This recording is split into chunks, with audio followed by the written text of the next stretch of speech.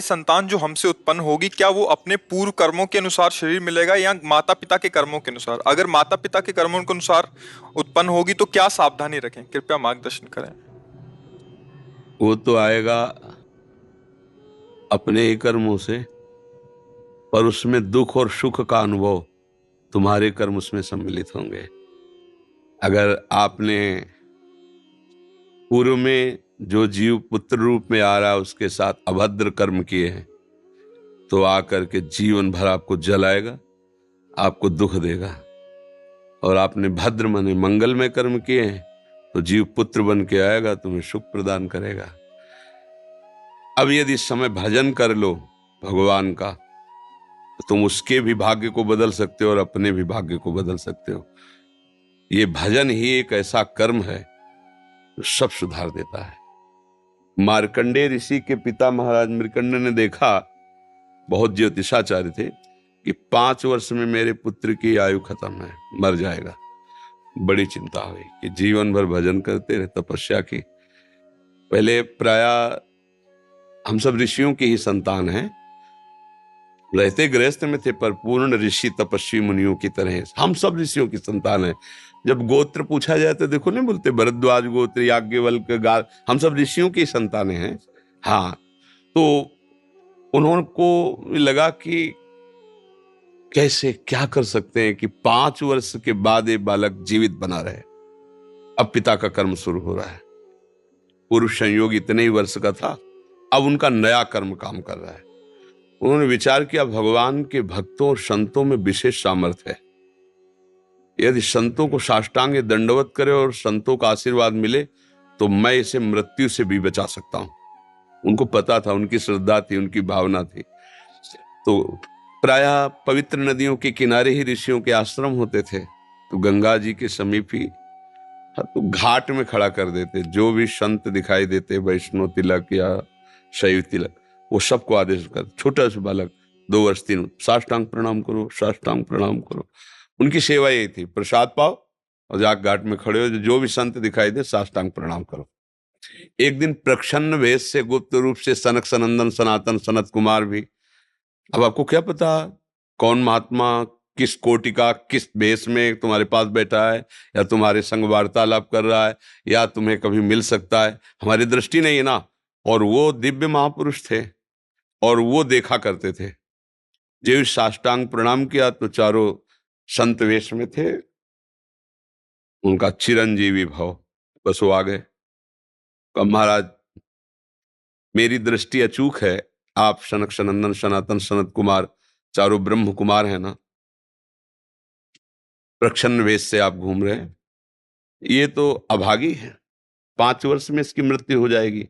और आप कह रहे हैं चिरंजीवी भव, तो आपके वचन मिथ्या या इसका भाग्य मिथ्या? इसी इसी बात में बैठे थे कि कोई ना कोई महापुरुष जब फंसेगा तो ये भाग्य को मिटा सकता है, साधारण थोड़ी मिटा पाता है, महापुरुष ही मिटा पाता है, उसमें सामर्थ्य होती है। तो उनका ठीक है, चिरंजीवी तो रहेगा ही। तुम्हारी ज्योतिष से तुमको पता है किस मिनट में किस सेकंड में मृत्यु होगी।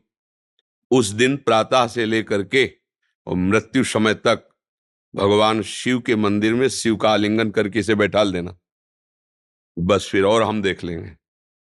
ऐसा ही किया। चारों ब्रह्म कुमार दरवाजे पे खड़े हो गए। तो ऐसे पुरुषों के पास यमदूत नहीं आते, साक्षात धर्मराज आते हैं। धर्मराज ने देखा सनक सनंदन सनातन सनत कुमार, तो उनका इस जीव का समय हो रहा है, आप आदेश करें तो मैं इसे ले जाऊं। नहीं, मैंने तो चिरंजीवी भव कहा है। बोले ब्रह्मा के आप पुत्र हैं, ब्रह्मा के द्वारा ही विधान किया जाता है। तो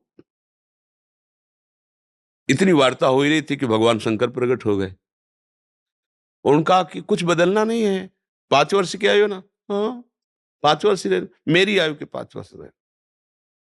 भगवान ब्रह्मा जी एक सुई लेकर के ऐसे कमल में छेद देते, आका 1 वर्ष हो जाता है।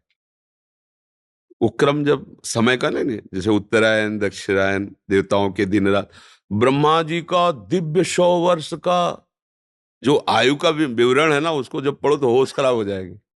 एक दिन में 74 मनु बदल जाते हैं, इंद्र बदल जाते हैं एक दिन में।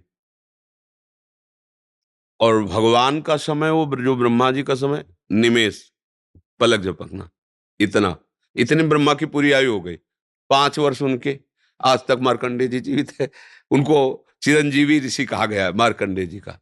अगर पिता भगवान का भजन करे तो अपने भाग्य और पुत्र के भी भाग्य को बदल कर जैसा चाहे वैसा कर सकता है। भावी मेट सके त्रिपुरारी। अगर भजन बल है तो फिर आनंद ही आनंद है, नहीं तो दोनों के कर्म संयोग से ही संयोग बनता है। तो मान लो पुत्र रूप में आ रहा है, अभी हमारा आपका पूर्व जन्म का कोई संयोग तो आपको देखते ही चिढ़ पैदा हो जाएगी। वो हमारा कर्म है जो आपको भी जला रहा है, मेरे को भी जला रहा है, दोनों में द्वेष पैदा कर रहा है। और अगर अच्छा देखते ही ऐसा लगा कि मानो हमने बहुत समय से अपने प्रियजन को बाद में देख, ऐसा लगता है ये तो हमारे बहुत प्रिय, और देखकर आनंद है, आप जाओगे खुशी हुई, हमारा खुशी हुई, क्या हुआ? कर्म ही सबको दुख सुख देता है और कुछ नहीं। अगर कर्म को कोई मिटा सकता है तो भगवान का भजन मिटा सकता है दूसरा नहीं। खूब प्रभु का आश्रय लेकर के उनकी लीला गायन करो, नाम जप करो, सब ठीक हो जाएगा। और गर्भस्थ शिशु को भगवत चर्चा सुनानी चाहिए, उससे प्रभाव पड़ता है। जैसे माँ गर्भवती है तो चाहिए कि स्वयं स्वाध्याय करे, या फिर परिवार के जन कथा कह रहे हो, चुपचाप शांति से बैठ के सुने और नाम जप करे, तो गर्भस्थ शिशु पर उसका प्रभाव पड़ता है। जैसे प्रहलाद जी जब कयाधु जी के गर्भ में थे तो नारद जी अपने आश्रम में लेकर के उनको भी भगवत चर्चा भक्ति का उपदेश किया, तो ऐसे महान भागवत 5 वर्ष में विश्व विजेता हिरण्यकश्यप को परास्त कर दिया। 5 वर्ष की आयु प्रहलाद जी की है और विश्व शक्ति संपन्न हिरण्यकश्यप परास्त कर दिया। अभिमन्यु जी गर्भ में ही थे, चक्रव्यूह का वेदन की क्रिया बताई तो 6 द्वार वेदने की क्रिया तक वो जगती रही, 7वें विश्व हो गई। तो फिर वो मतलब गर्भस्थ शिशु पर बाहरी चर्चा का प्रभाव पड़ता है, बाहरी आचरण का प्रभाव पड़ता है। यदि हम नाम कीर्तन, भगवत चर्चा, भगवत कथा वार्ता, तो उसमें भक्ति का अंकुरण हो जाएगा, गर्भस्थ शिशु में उसका प्रभाव पड़ जाएगा।